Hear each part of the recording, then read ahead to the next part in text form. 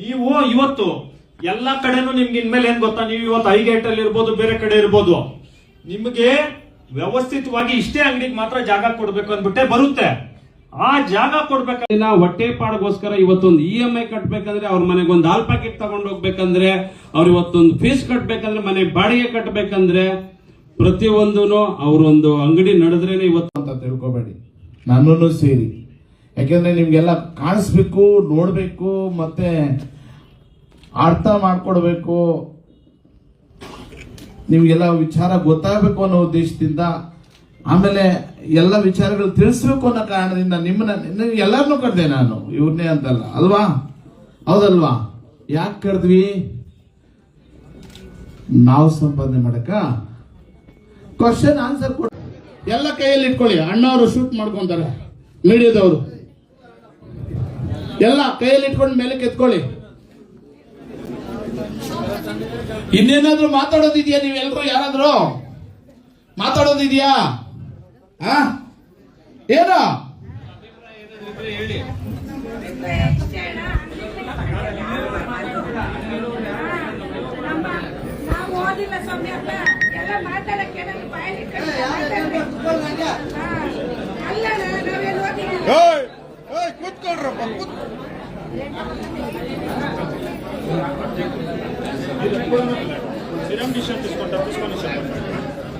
Sir ಹೇಳಿ sir, ಇವತ್ತು ಸಭೆಯಲ್ಲಿ ಏನೇನು ಚರ್ಚೆ?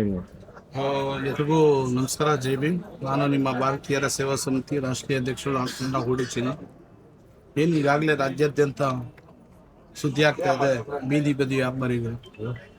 ಬೀದಿ ಬದಿ ವ್ಯಾಪಾರಿಗಳು ಅನ್ನೋ ಪ್ರಶ್ನೆ ಬಂದಾಗ ಅಲ್ಲಿ ಎಲ್ಲ ನಿರ್ಗತಿಕರು, ನಿರುದ್ಯೋಗಿಗಳು, ಅಂಗವಿಕಲರು, ಹಿರಿಯ ನಾಗರಿಕರು, ಇನ್ನಿತರ ಏನು ಸುಪ್ರೀಂ ಕೋರ್ಟ್ ಆದೇಶದಂತೆ ಬಡಬಗ್ಗರು, ಯಾವುದೇ ಒಂದು ಕೆಲಸ ಕಾರ್ಯಗಳು ಸಿಗದಿರೋ ನಿರುದ್ಯೋಗಿಗಳು ಸೇರಿದಂತೆ ಎಷ್ಟೋ ಬಡ ಕುಟುಂಬಗಳು ಬೀದಿಯಲ್ಲಿ ಇವತ್ತು ಜೀವನ ಮಾಡ್ತಾ ಇದೆ. ಇದು ಇತಿಹಾಸ ಸೃಷ್ಟಿ ಇದೆ. ಯಾಕೆಂದ್ರೆ ಮುಂದಿನ ದಿನಗಳಲ್ಲಿ ಹಿಂದೆ ಸಂತೆಗಳ ರೀತಿಯಲ್ಲಿ ಬೀದಿ ಬದಿ ವ್ಯಾಪಾರಿಗಳಾಗಿ ಜೀವನ ಮಾಡ್ತಾ ಇದ್ರು. ಇವತ್ತು ದೊಡ್ಡ ದೊಡ್ಡ ಮಹಾಲಗಳು, ಏನು ದೊಡ್ಡ ದೊಡ್ಡ ಐಷಾರಾಮಿ ಜೀವನ ಬರುವಂಥ ಪರಿಸ್ಥಿತಿ ಬಂದಾಗ ಅಲ್ಲೆಲ್ಲ ನೋಡಿ ಬಡವರು ಬಂದು ಇವತ್ತು ಬೀದಿಯಲ್ಲಿ ತಮ್ಮ ಗೋಮಾಳ ಜಮೀನುಗಳನ್ನು ಕಳ್ಕೊಂಡು, ಆ ಆಸ್ತಿಗಳನ್ನು ಕಳ್ಕೊಂಡು ಎಲ್ಲ ಬೀದಿಗೆ ಬಂದು ಬೀದಿಯಲ್ಲೂ ಬದುಕೋದಕ್ಕೆ ಇವತ್ತು ಬಿಟ್ಟಿಲ್ಲ ಅಂದರೆ ನಿಜವಾಗ್ಲೂ ದುರದೃಷ್ಟ ಇವತ್ತು. ಯಾಕೆಂದರೆ ಇವತ್ತಿನ ದಿನ ನಾವು ಈ ಒಂದು ಪೂರ್ವ ತಾಲೂಕು, ಬೆಂಗಳೂರು ಪೂರ್ವ ತಾಲೂಕಲ್ಲಿ ಸಾವಿರಾರು ಜನ ಜೀವನ ಮಾಡ್ತಾ ಇದ್ದಾರೆ ಅಂದರೆ ಅದು ಬೀದಿ ಬದಿ ವ್ಯಾಪಾರಿಗಳಿಂದ ಮಾತ್ರ ಸಾಧ್ಯ. ಯಾಕೆಂದರೆ ಬೀದಿ ಬದಿ ವ್ಯಾಪಾರಿಗಳು ಅವ್ರದ್ದೇನು ತಪ್ಪಿದೆ ಅದನ್ನು ಪ್ರಶ್ನೆ ಮಾಡಲಿ, ನಾವೇನು ತೊಂದರೆ ಇಲ್ಲ, ನಮಗೇನು ಅಭ್ಯಂತರ ಇಲ್ಲ. ಇವತ್ತು ಆದೇಶ ಇದೆ, ಆ ಆದೇಶಕ್ಕೂ ಗೌರವ ಕೊಡೋಣ ಹಂಗಂತ ಹೇಳ್ಬಿಟ್ಟು ಅದನ್ನೇ ದುರುಪಯೋಗ ಪಡಿಸ್ಕೊಂಡು ಇವತ್ತು ಅಧಿಕಾರಿಗಳು ಏನಿವತ್ತು ನಮ್ಮ ಕೃಷ್ಣ ಬೈರೇಗೌಡರು ಸಾಹೇಬರು ಮತ್ತು DK ಶಿವಕುಮಾರ್ ಸಾಹೇಬರು ಹೇಳ್ತಾರೆ, ಕೇವಲ 20% 10% ಮಾತ್ರ ಅಂಗಡಿಗಳನ್ನು ತೆರವುಗೊಳಿಸ್ತಾ ಇದ್ದೀವಿ, ಅದು ಮುಖ್ಯ ರಸ್ತೆಗಳು ಮಾತ್ರ ಅಂತ ಹೇಳ್ಬಿಟ್ಟು ಎಲ್ಲ ಕಡೆ ಓಡಾಡ್ತಾ ಇದೆ. ಆದರೆ ಅವರ ಹೇಳಿಕೆಗೂ ಇಲ್ಲಿ ಮಾಡ್ತಾ ಇರೋದಕ್ಕೂ ನಿಜವಾಗ್ಲೂ ವಿರುದ್ಧವಾಗಿ ನಡೀತಾ ಇದೆ. ಇಲ್ಲಿ ಕೆಲವು ಖಾಸಗಿ ಕಂಪನಿಗಳು ಮತ್ತು ಇನ್ನಿತರ ಅಪಾರ್ಟ್ಮೆಂಟ್ಗಳು, ಇನ್ನಿತರ ಏನು ಕೆಲವು ಐಷಾರಾಮಿ ಒಂದು ಜೀವನಗಳನ್ನ ಕಟ್ಕೊಂಡು ಇದು ಮಾಡ್ತಾ ಇರೋರೆಲ್ಲ ಸೇರಿ ಒಂದು ಈ GBA ಅಧಿಕಾರಿಗಳನ್ನು ವಶಪಡಿಸ್ಕೊಂಡು, ಅಂದರೆ ಕೊಂಡ್ಕೊಂಡ್ಬಿಟ್ಟಿದ್ರೆ ಏನೋ ಗೊತ್ತಿಲ್ಲ, ಆ ಲೆಕ್ಕದಲ್ಲಿ ಇವತ್ತು ಬಡವರನ್ನು ಬೀದಿಗೆ ಬಾಳಕುವಂಥ ಕೆಲಸ ಇಲ್ಲಿ ನಡೀತಾ ಇದೆ. ಸಬ್ ರೋಡ್ಗಳಲ್ಲಿ ಮತ್ತು ಒಳಗಡೆ ಇಂಡಸ್ಟ್ರಿಯಲ್ ಝೋನಲ್ಲಿ, ಮತ್ತು ಈಗ ಇಲ್ಲಿ ಹ್ಯಾಕರ್ ಝೋನ್ ಅಂತ ಬರಲ್ಲ ಇಲ್ಲಿ. ಯಾಕೆಂದರೆ ಸುಪ್ರೀಂ ಕೋರ್ಟ್ ಆದೇಶ ಏನು ಹೇಳುತ್ತಂದರೆ, ಒಂದು ತಳ್ಳ ಗಾಡಿ ತಗೊಬಂದು ಬೆಳಗ್ಗೆಯಿಂದ ಸಾಯಂಕಾಲವರೆಗೂ ಇಟ್ಕೊಂಡು ನೀವು ಜೀವನ ಮಾಡ್ಕೊಂಡು ಮತ್ತೆ ಸಾಯಂಕಾಲ ತೊಳ್ಕೊಂಡೋಗಿ ಅಂತ ಇದೆ, ಇಲ್ಲ ಅಂತಿಲ್ಲ. ಸಾರ್ವಜನಿಕ ಓಡಾಡೋದು ಬಿಟ್ಬಿಟ್ಟು ಮಾಡ್ಕೋಬಹುದು ಅಂತ ಸುಪ್ರೀಂ ಕೋರ್ಟ್ ಆದೇಶನೂ ಇದೆ. ಅದ್ರ ಪ್ರಕಾರ ಮಾಡಿಕೊಡ್ಲಿ, ಇಲ್ಲ ಅಂದರೆ ಕಂಪನಿಗಳಲ್ಲಿ ಅವಕಾಶ ಮಾಡಿಕೊಡ್ಲಿ. ಇವತ್ತು ಅವ್ರನ್ನ ಬದುಕಿಸೋದಕ್ಕೋಸ್ಕರ ಅದು ಅವ್ರನ್ನ ಅಲ್ಲಿ ಆ ಕಂಪನಿಗಳವರೇ ಅಲ್ಲಿ ಬಂದು ಜೀವನ ವ್ಯಾಪಾರ ಮಾಡ್ತಾ ಇರೋದು.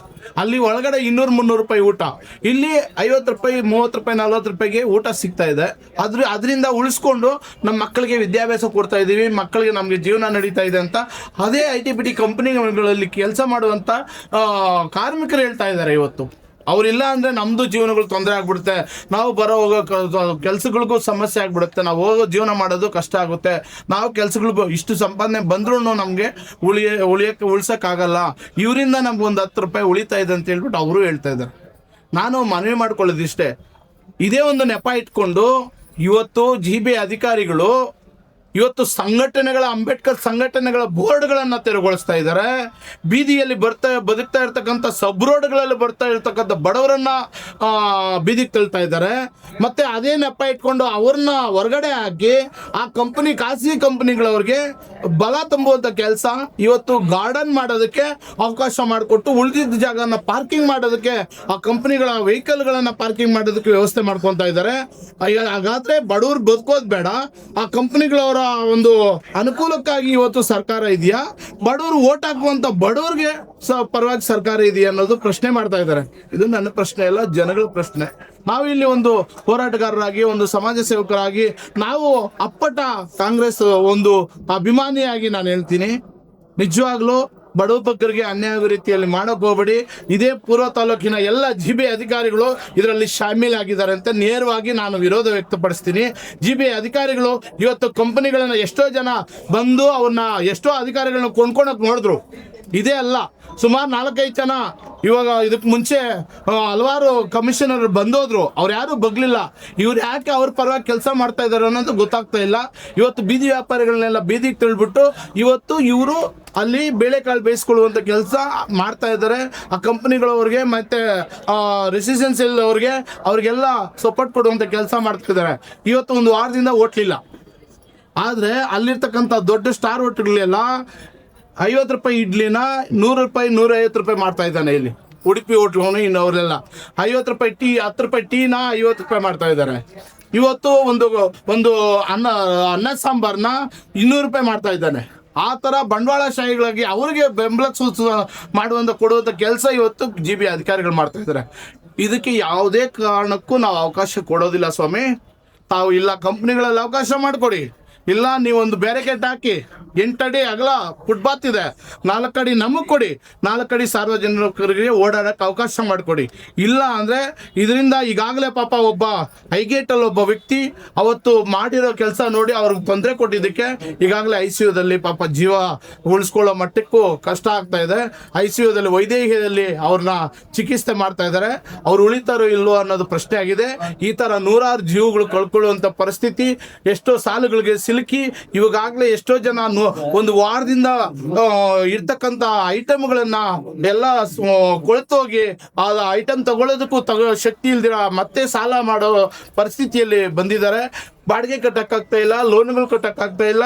ನೀವೇ ಕೊಟ್ಟಿರ್ತಕ್ಕಂಥ ಲೋನು ಸರ್ಕಾರದಿಂದ ಅದು ಏನು ಲೈಸೆನ್ಸ್ಗಳು ಕೊಟ್ಟಿದ್ದೀರಾ, ಫುಡ್ ಲೈಸೆನ್ಸ್ ಕೊಟ್ಟಿದ್ದೀರಾ, ಮತ್ತೆ ಪ್ರತಿಯೊಂದು ID ಕಾರ್ಡ್ ಕೊಟ್ಟಿದ್ದೀರಾ, ಮತ್ತೆ ಸರ್ಕಾರದಿಂದ ಮೂಲಭೂತ ಸೌಕರ್ಯಗಳು ಕೊಟ್ಟಿದ್ದೀರಾ, ಎಲ್ಲ ಲೋನ್ಗಳು ಕೊಟ್ಟಿದ್ದೀರಾ. ಆ ಲೋನ್ಗಳು ಕಟ್ಟ ಪರಿಸ್ಥಿತಿಯಲ್ಲಿ ಇವತ್ತು ಜನರು ಹಿಂದೆ ಹೋಗ್ತಾ ಇದ್ದಾರೆ, ಕಣ್ಣೀರು ಹಾಕ್ತಾ ಇದ್ದಾರೆ. ನಿಜವಾಗ್ಲೂ ನಾನು ಒಂದಂತೂ ಹೇಳಕ್ಕೆ ಬಯಸ್ತೀನಿ, ನಾನೀಗಾಗಲೇ ಏನೋ ಒಂದು ಒಳ್ಳೆ ಕಾರ್ಯಕ್ಕೆ ಜನರಿಗೋಸ್ಕರ ಮುಂದೆ ಬರಬೇಕು, ಏನೋ ಒಂದು ಇದು ಮಾಡಬೇಕು ಅಂದ್ಕೊಂಡಿದ್ದೆ. ಇದು ಒಂದು ಆ ಥರ ಏನಾದರೂ ಜನರ ಪರವಾಗಿ ಕೆಲಸ ಮಾಡಿಲ್ಲ ಅಂದರೆ ನಾನು ಜೀವನದಲ್ಲಿ ಯಾವುದೇ ಪಕ್ಷಕ್ಕೂ ನಾನು ನಿರತನಾಗಿ ನಾನು ಹೋರಾಟಗಾರನೇ ಸಾಯ್ತೀನಿ ಹೊರತು ರಾಜಕಾರಣಿಯಾಗಿ ನಾನು ಯಾವತ್ತೂ ಸಾಯೋದಿಲ್ಲ. ಬಡವ್ರ ಪರವಾಗಿ ನಾನು ನಿಂತ್ಕೊತೀನಿ, ಬಡವ್ರಿಗೋಸ್ಕರ ಇರ್ತೀನಿ, ಬದುಕ್ತೀನಿ. ಇಲ್ಲ ಅಂದರೆ ನಮ್ಮ ಜೀವ ಹೋದ್ರ ಪರವಾಗಿಲ್ಲ. ಬಡವ್ರಿಗೆ ಈ ಮಾದೇಪುರ ವಿಧಾನಸಭಾ ಕ್ಷೇತ್ರದ ಪೂರ್ವ ತಾಲೂಕು ಏನು ಬೆಂಗಳೂರು ಪೂರ್ವ ತಾಲೂಕಲ್ಲಿ ಬಡವರಿಗೆ ಅನ್ಯಾಯ ಆಗೋದಕ್ಕಂತೂ ನಾವು ಯಾವುದೇ ಕಾರಣಕ್ಕೆ ಬಿಡೋದಿಲ್ಲ. ಎಲ್ಲ ಸಂಘಟನೆಗಳನ್ನು ಒಕ್ಕೂಟದ ಕಡೆಯಿಂದ ನಾವು ಬುದ್ಧಿ ಕಲಿಸುವಂತ ಕೆಲಸ ಇಲ್ಲಿನ ಅಧಿಕಾರಿಗಳಿಗೆ ಮತ್ತೆ ಸರ್ಕಾರದಲ್ಲಿ ನಾವು ಮನವಿ ಮಾಡ್ತಾ ಇದ್ವಿ. ಈಗಾಗಲೇ ನಾವು ಕೃಷ್ಣ ಬೈರೇಗೌಡ ಸಾಹೇಬ್ರ ಹತ್ರ ಹೋಗ್ತೀವಿ, ಮನವಿ ಮಾಡ್ತೀವಿ. ಇಲ್ಲಿರ್ತಕ್ಕಂಥ ಘಟನೆಗಳು ಅವ್ರಿಗೆ ಗೊತ್ತಿಲ್ಲ ಪಾಪ ಅನ್ಕೊಂತೀವಿ, ಅವ್ರ ಗಮನಕ್ಕೆ ಹೋಗಿರಲ್ಲ. ಇಲ್ಲಿ ಇವ್ರು ಆಟಗಳಾಡ್ತಾ ಇದ್ದಾರೆ.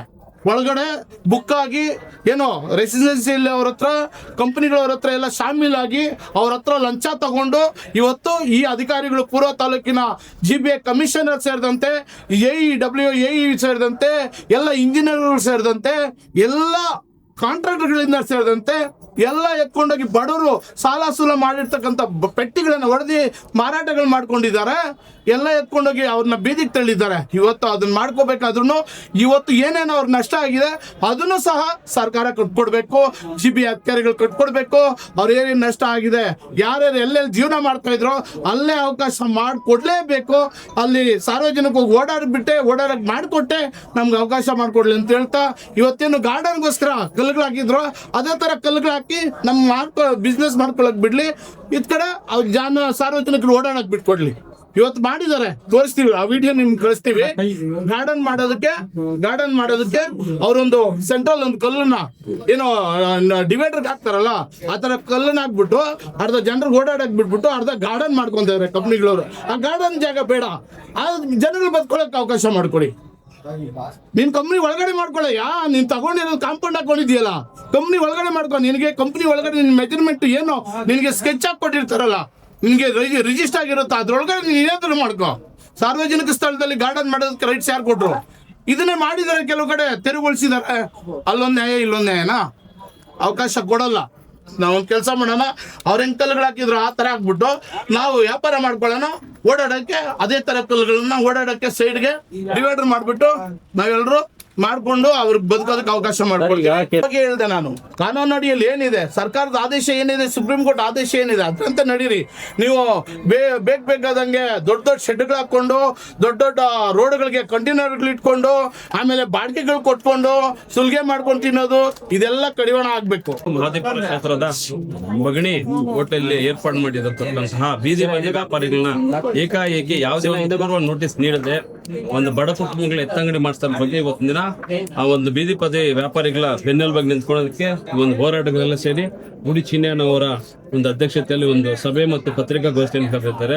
ವಿಚಾರ ಏನಪ್ಪಾ ಅಂದ್ರೆ, ಯಾವುದೇ ಒಂದು ಬೀದಿ ಬದಿ ವ್ಯಾಪಾರಿಗಳು ಯಾವುದೇ ರೀತಿ ಪೂರ್ವ ನೋಟಿಸ್ ನೀಡದೆ ಎತ್ತಂಗಡಿ ಮಾಡಿಸ್ತಾರೆ. ಆದ್ರೆ ಆ ಒಂದು ಬೀದಿ ಬದಿ ವ್ಯಾಪಾರಿಗಳ ಅಂಗಡಿಗಳ ಮುಂದೆ ITBT ಕಂಪ್ನಿಗಳು ಎಷ್ಟೋ ರಾಜಕಾಲುವೆಗಳು, ಕುಂಟೆಗಳು, ಸರ್ಕಾರಿ ಗೋಮಾಳ ಜಮೀನುಗಳನ್ನ ಒತ್ತುವರಿ ಮಾಡಿದ್ರಲ್ಲ, ದಯವಿಟ್ಟು ತಾವು ಏನು ಸಚಿವರಿದ್ದೀರೋ ಅದ್ರ ಬಗ್ಗೆ ಗಮನ ಹರಿಸಿ ಅದನ್ನ ಮೊದಲು ಎತ್ತಂಗಡಿ ಮಾಡಿಸಿ, ಕೋಟ್ಯಾಂತರ ರೂಪಾಯಿ, ಲಕ್ಷಾಂತರ ರೂಪಾಯಿ ಅದನ್ನ ಲೂಟಿ ಹೊಡಿತಾ ಇದ್ರಲ್ಲ, ಅದನ್ನ ತೆರವು ಮಾಡಿಸಿ. ಅದನ್ನ ಬಿಟ್ಟು ಬಡವರು ಪ್ರತಿದಿನ 5,000 10,000 ಸಂಪಾದನೆ ಮಾಡೋರು ಹೊಟ್ಟೆ ಮೇಲೆ ಹೊಡಿತಾ ಇದ್ರಲ್ಲ, ದಯವಿಟ್ಟು ಅದ್ರ ಬಗ್ಗೆ ಪರಿಶೀಲನೆ ಮಾಡಿ ಪಾರದರ್ಶಕ ಸೂಕ್ಷ್ಮ ತನಿಖೆಗಳು ಮಾಡಿ ಅಂತ ITBT ಕಂಪ್ನಿಗಳಿಗೆ ಎಚ್ಚರಿಕೆ ಕೊಟ್ಟು ಏನು ಒಂದು ಬೀದಿ ಬದಿ ವ್ಯಾಪಾರಿಗಳಿಗೆ ಏನು 20% ಅಂತ ಹೇಳ್ಬಿಟ್ಟು ಸಂಪೂರ್ಣವಾಗಿ ಬೆಂಗಳೂರಿನ ಸುತ್ತಮುತ್ತ ಎಲ್ಲಾ ಬೀದಿ ಬದಿ ವ್ಯಾಪಾರಗಳನ್ನ ತೆರವು ಮಾಡ್ತಾ ಇದ್ದಾರೆ. ಅದನ್ನ ಶೀಘ್ರವಾಗಿ ನಿಲ್ಲಿಸಬೇಕಂತ ಎಲ್ಲ ಸಂಘಟನೆ ಒಕ್ಕೂಟಗಳಿಂದ ಇವತ್ತಿನ ದಿನ ಸಂಬಂಧಪಟ್ಟ ಸಚಿವರಿಗೆ ಗಮನಕ್ಕೆ ಒಂದು ಪತ್ರಿಕಾಗೋಷ್ಠಿಯಿಂದ ಮನವಿ ಮಾಡ್ತಾ ಇದ್ರಿ. ಅದೇ ರೀತಿ ಅದನ್ನ ಮುಂದಿನ ದಿನದಲ್ಲಿ ಕಾರ್ಯಗತ ಮಾಡಿಲ್ಲ ಅಂದ್ರೆ ಬೃಹತ್ ಮಟ್ಟದ ಒಂದು ಪ್ರತಿಭಟನೆ, ಅದು ಉಗ್ರವಾದ ಚಳುವಳಿಯನ್ನ ರಾಜ್ಯ ಸರ್ಕಾರಕ್ಕೆ ಬಿಸಿ ಮುಟ್ಟುವಂತೆ ನಾವೊಂದು ಸಂಘಟನೆಗಳು ಸೇರಿ ಕೊಡ್ತೀರಂತ ಈ ನಿಟ್ಟಿನಲ್ಲಿ ಹೇಳ್ತಾ ಎರಡು ಮಾತು ಹೇಳ್ತಾ ಇದ್ದೇವೆ. ನಮಸ್ಕಾರ. ಇವತ್ತು ನಮ್ಗಾಗಿರೋ ಅನ್ಯಾಯದಿಂದ ಇವತ್ತು ನಾವು ಓಡಿ ಚಿನ್ನಣ್ಣರ ಹತ್ರ ಬಂದ್ಬಿಟ್ಟು ಇವತ್ತು ನಮ್ಗೆ ಬಡವರಿಗೆ ಈ ತರ ಅನ್ಯಾಯ ಆಗೈತೆ ಅಣ್ಣ, ನಮ್ಗೆ ನ್ಯಾಯ ಮಾಡ್ಕೊಡ್ಬೇಕು ಅಂತ ಹೇಳ್ಬಿಟ್ಟು ಇವತ್ತು ಅಣ್ಣ ತಂಗಿರು, ನಮ್ಮ ಅಣ್ಣ ತಂದಿರು ಎಲ್ಲರೂ ಬಂದಿದ್ದೀವಿ ಇವತ್ತು. ಯಾಕಂದ್ರೆ ನಮ್ಗೆ ಅಂಗಡಿಗಳೆಲ್ಲ ತೆರವುಗೊಳಿಸಿದ್ರು, ನಮ್ಗೆ ಜೀವನ ಮಾಡೋದೇ ತುಂಬಾ ಕಷ್ಟ. ಅಂಗಡಿ ಇಲ್ಲ ಅಂದ್ರೆ ಇವತ್ತು ಯಾವುದೇ ರೀತಿಯಾಗಿ ಬಾಡಿಗೆ ಕಟ್ಬೇಕಂದ್ರು ನಮ್ಮ ಹತ್ರ 1 ವಾರ ಆಯ್ತು, ಅವಾಗ್ಲೇ ಅಂಗಡಿ ಹಾಕಿಲ್ಲ, ಏನಿಲ್ಲ. ಬಾಡಿಗೆ ಕಟ್ಬೇಕಂದ್ರು ಕಾಸಿಲ್ಲ, ಮನೇಲಿ ಅಕ್ಕಿಲ್ಲ, ಏನಿಲ್ಲ. ಯಾವುದೇ ರೀತಿಯಾದ್ರೂ ಇವತ್ತು ಸರ್ಕಾರ ಕಡೆಯಿಂದ ಇವತ್ತು ಒಂದು ಮನವಿ ನೋಡಿ ಸ್ವಾಮಿ, ನೀವು ಸರ್ಕಾರ ಕಡೆಯಿಂದ ನಿಮ್ದು ಏನಿದೆ ಅದ್ ಮಾಡಿ, ಆದ್ರೆ ಬಡವ್ರ ಹೊಟ್ಟೆ ಮೇಲೆ ಹೊಡೆಯೋ ಕೆಲಸ ಅಂತೂ ಮಾಡ್ಬೇಡಿ ಸ್ವಾಮಿ. ಅಲ್ಲ, ಈಗ ಹೇಳಿರೋದು ಮೇನ್ ರೋಡ್ ಅಲ್ಲಿ ಅಂತ ಹೇಳಿರೋದು ಕೃಷ್ಣ ಬೈರೇಗೌಡ ಅವರು. ಇವ್ರು ಏನ್ ಹೇಳ್ತಾರೆ, ಕಬೋರ್ಡ್ಗಳೆಲ್ಲ 10-20 ಸಾವಿರ ರೂಪಾಯಿ ಆಗುತ್ತೆ ಅದು ಮಾಡ್ಸೋದಕ್ಕೆ. ಎಲ್ಲ ಒಂದು JCP ತಂದು ಎಲ್ಲ ಹೊಡೆದಾಕ್ಬಿಟ್ಟು ತುಂಬಾ ಅನ್ಯಾಯ ಆಗಿದೆ ಸ್ವಾಮಿ. ಮಹದೇವಪುರ ಕ್ಷೇತ್ರದಲ್ಲಿ ಇವತ್ತು ನಮ್ಗೇನೋ ಸರ್ಕಾರ ಕಡೆಯಿಂದ ಇವತ್ತು ನಮ್ಗೆ ನ್ಯಾಯ ಮಾಡ್ಕೊಡ್ತಾರೆ ಅಂತ ಹೇಳ್ಬಿಟ್ಟು ಗುಡಿ ಚಿನ್ನಣ್ಣವ್ರ ಹತ್ರ ಪ್ರತಿಯೊಬ್ರು ಬಂದಿದೀವಿ. ಏನೋ ಇವತ್ತು ನಮ್ಗೆ ಜೀವನ ಮಾಡಕ್ಕೆ ಅವಕಾಶ ಕೊಡಿ ಸ್ವಾಮಿ.